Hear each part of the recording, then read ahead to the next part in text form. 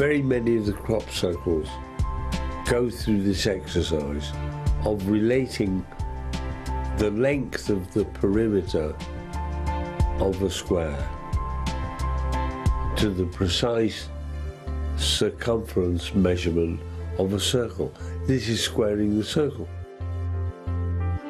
The interpretation of pi is another matter, but lets us establish the basis that is saying pi.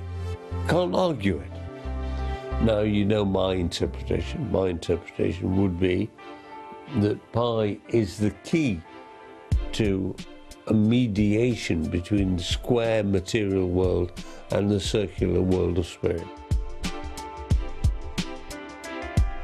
The square, traditionally in many cultures, represents the earth, solid stuff. And the circle represents heaven, God, the divine. And the problem has always been how to bring the earth nearer to heaven, or how to bring the square nearer the circle. Simple as that.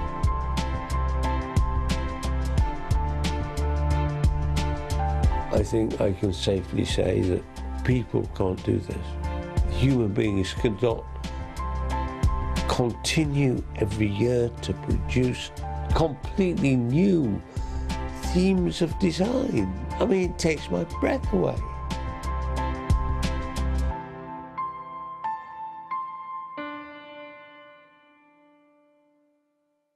The night this formation came down, it was windy. This is a high altitude location. This takes a battering by the weather. So anyway, we were with two other researchers. We were the first little group of people to come in here. No footprints, no mud, no no broken plants. All the centers were perfect. No sign of human activity or entry into this field. It seemed almost impossible that that could be the work of, a few humans going out and smashing the plants down with pieces of wood. It just seemed far too sophisticated, far too perfect. Some of these designs, you couldn't draw them out on a piece of paper freehand or with a desk lamp, let alone, 1,000 feet wide in a wheat field, in the dark, in the rain. Sometimes it just seemed impossible.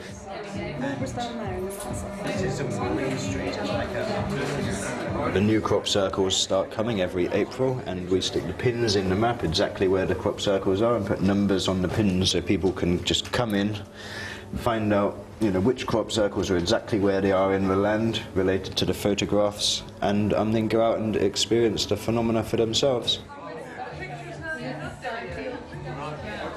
We're coming here for over 10 years, and we've seen many things in those 10 years which cannot be ascribed to natural phenomena. For example, lights floating over the fields, lights falling from the sky. Last year we saw big floating balls of an aluminium shape, 5 in total number, floating over the wheat, disappearing into the ground, reappearing later and disappearing into the trees. We made photographs of that, so we think that for a part of the crop circles are most likely man-made, but another part is, to our impression, not. Start missing, and then it's something more special. Right. If it's more than semicircles, that's a real. I mean, on one particular occasion, I was camping somewhere not far from this area, actually. It was a horrible, cold, windy, dark, rainy night. I had a sudden urge to look out of my tent, and unzipped, looked out, and there's an orange ball of light. Big globe of kind of goldeny, orangey light hanging in the sky, which seemed to be about 30 feet over me. I mean, what the hell was that? I mean, it was anywhere long enough to just for me to notice and reaffirm that it physically was there, and then blink out, and that's it. Almost as if they want to be seen for some reason. It's as if they provide a little bit of proof that something really weird is happening, but just not quite enough to provide definitive proof for the world. There's just enough to keep our attention, as it were.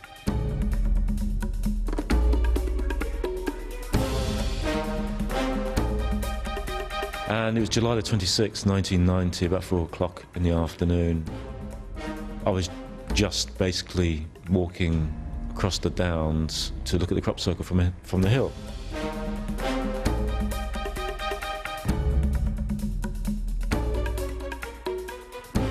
And I saw this glint out the corner of my eye. I thought, what's that? And I picked up the camera just automatically and started filming it.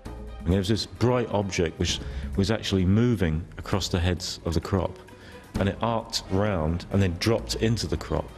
And it was glinting and flashing, and then it suddenly moved. And this was all on film. I was filming this.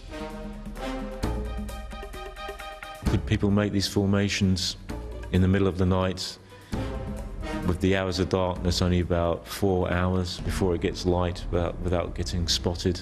If people make them all, then you have to explain why the balls of light. You know, why do people have these experiences?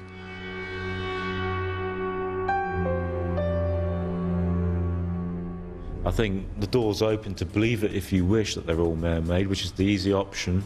The more difficult option is they're not man-made, and it's something else that we don't understand. I mean, I think, in my personal belief, that most of these formations are real. When I see them, I am absolutely amazed by them. What do you think? Well, I have a slightly different view. I think that we are also having at the moment, we see a lot of man-made formations, but still, for me, this is not so important because I think there are still genuine crop circles and good ones, you know, nice-looking ones and big ones. And so, I have to say, I do not spend too much with the man-made theory. The foundation has been laid for the determination that there is such a thing as a crop circle phenomenon. There is no doubt that humans make crop circles, and to some extent very good crop circles. But that doesn't play a role in crop circle research. And not because it looked crooked, but simply it did not have the feeling of what we wanted to do. I investigate the crop circles phenomenon because I believe that there is a connection between crop circles and the UFO phenomenon. I believe that they are messages from an alien intelligence.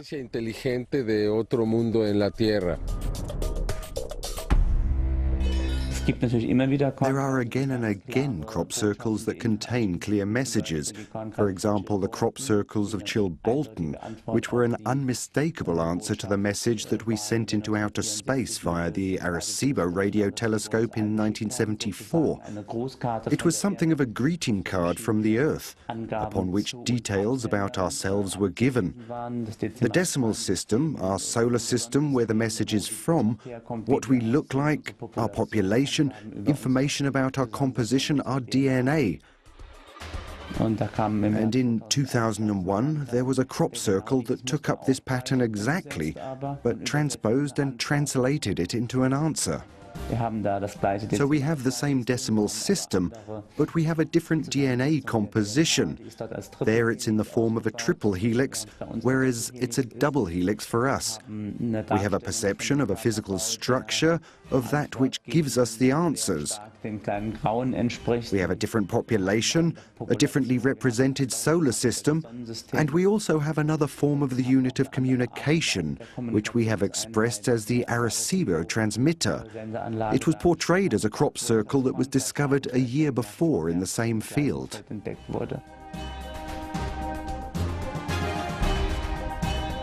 That is a clear and direct message. It's not a question of interpretation, only of translation.